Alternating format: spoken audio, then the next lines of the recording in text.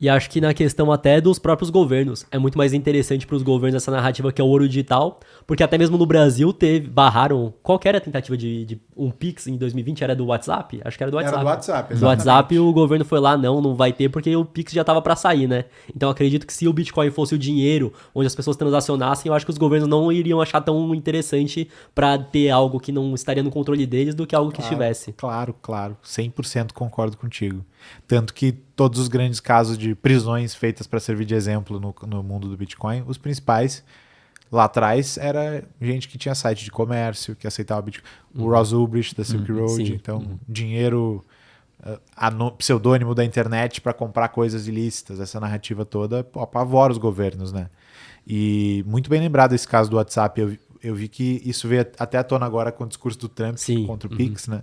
Tipo, o governo está querendo monopolizar os meios de pagamento. Mas é uma boa pergunta.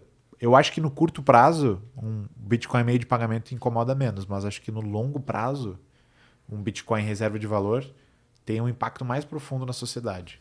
Sim, realmente. Mas aí que vem outra pergunta até. Você acredita que pode ter o confisco dos bitcoins, até do ETF, das empresas, igual teve o confisco do ouro em 33? Claro que pode. Essa é a vantagem para os governos de o Bitcoin ter seguido esse caminho da reserva de valor. As pessoas delegam a custódia, elas não precisam estar com elas para o dia a dia. Sim. Elas só estão interessadas na exposição financeira, vai ter um monte de instrumento financeiro, derivativo, etc e tal. E a qualquer momento o governo vai falar, tá custando 120 mil? Galera, eu compro de todos vocês por 130 mil. Pode ser? 99% da população vai vender.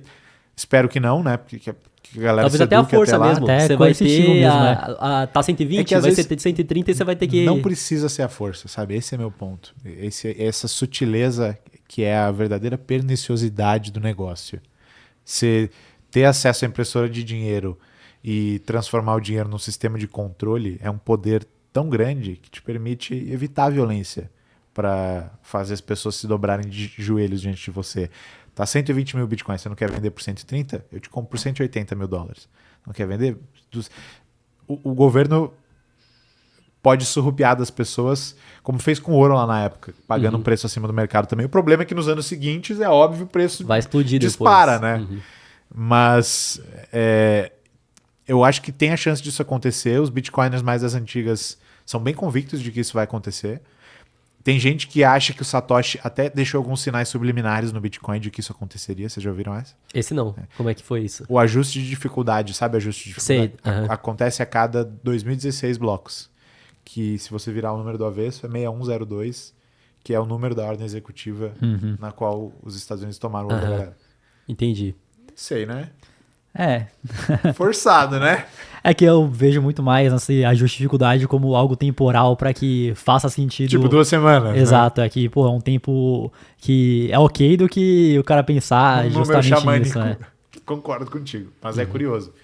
Só que então a galera das antigas acha que tem a possibilidade real disso acontecer. Hoje em dia, eu acho menos. Acho que o risco está diminuindo com o tempo. Acho que o efeito Lind do Bitcoin, né, aquele efeito que faz as coisas antifrágeis, quanto mais elas vivem, mais elas têm expectativa de viver, ao contrário de um humano ou de um ser biológico, por exemplo. Então, acho que o efeito Lind do Bitcoin, ele minimiza os riscos ao longo do tempo, porque, que nem a gente estava falando antes de começar a gravar aqui, o Bitcoin ele tem uma natureza fungal, uma natureza viral, ele tem tentáculos, raízes que vão penetrando no sistema, e a hora que você vai ver, os políticos estão tudo investido, cara. Então, os Estados Unidos está usando stablecoins como uma arma geopolítica para expandir o mercado endereçável do dólar. Então, tipo assim, talvez eles confisquem, talvez, mas isso tem mais cara de algo que acontece na Venezuela do que algo que acontece num país de primeiro mundo nos próximos 10 anos. É, o que eu vejo se realmente pode se tornar real é caso os Estados Unidos estejam passando por um problema muito grande e aí eles podem deixar de ser a potência e é meio que a cartada final para ter essa sobrevida, né? Porque aí vai ter muito Bitcoin já no ETF, cada mês que passa tem mais hoje. Aí vão ter as empresas que estão nos Estados Unidos comprando Bitcoin. Aí vai ser uma quantidade de Bitcoin absurda, né? Que realmente vai ter e eles vão poder ligar a impressora pela última vez, comprar tudo, agora... Tudo pode ser baseado os preços em cima do Bitcoin e eles têm a maior reserva, né? Até para sair dos Estados Unidos, então, por exemplo, o Banco do Brasil acho que ia começar ou já começou a vender Bitcoin. Só que a custódia lá do ETF da BlackRock. Então, mesmo de fora dos Estados Unidos, eles vão ter acesso a esse Bitcoin, né? Eles vão querer que isso seja cada vez maior, né? Que os outros países comprem e façam a custódia lá, né? Assim como fazem com ouro, né? O ouro boa parte do ouro tá lá. Eu acho que tem uns de 10 a 15% dos bitcoins hoje estão com instituições e ETFs. Instituições, corporações e ETFs. Acho que só com corporações, tipo a MicroStrategy, deve ter uns 3%, 3 e pouco por cento. Então, cara, dá para botar aí quase 20% dos bitcoins em solo americano. Já é bastante, né? Mas mesmo assim, ainda não dá para eles um controle relevante o suficiente da rede. Óbvio, 20% nenhum outro país vai ter tudo isso de Bitcoin.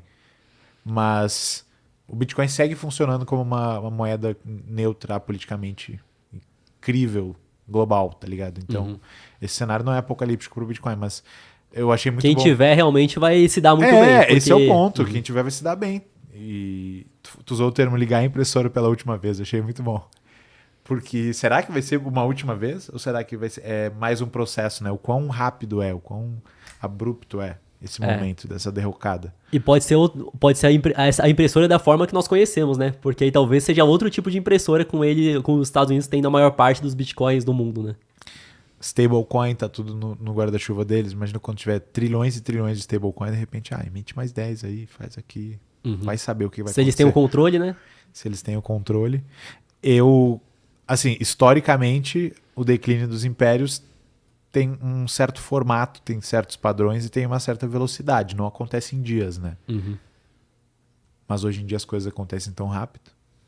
Vai com esse mundo que nós temos, que acontece alguma coisa, todo mundo já sabe no dia seguinte, acho que aumenta a velocidade que isso acontece, né? Totalmente. Teve um episódio alguns anos atrás de corrida bancária lá no Vale do Silício.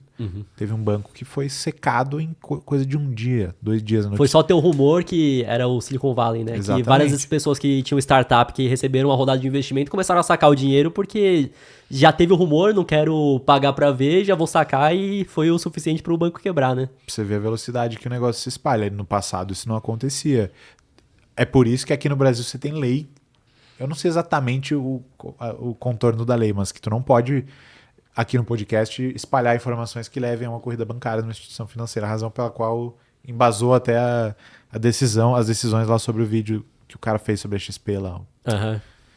Até porque se não for sacar, a reserva fracionária faz com que não tenha para todo mundo, Exatamente, né? Então... a reserva fracionária é legalizada, é a maneira como o sistema funciona, entendeu? E mesmo que no Brasil ainda tenha uma lei que é mais favorável que o banco realmente tenha alguma reserva do que lá fora, né? Porque aqui tem o limite da Basileia, né? Lá fora o cara pode alavancar muito mais vezes, então...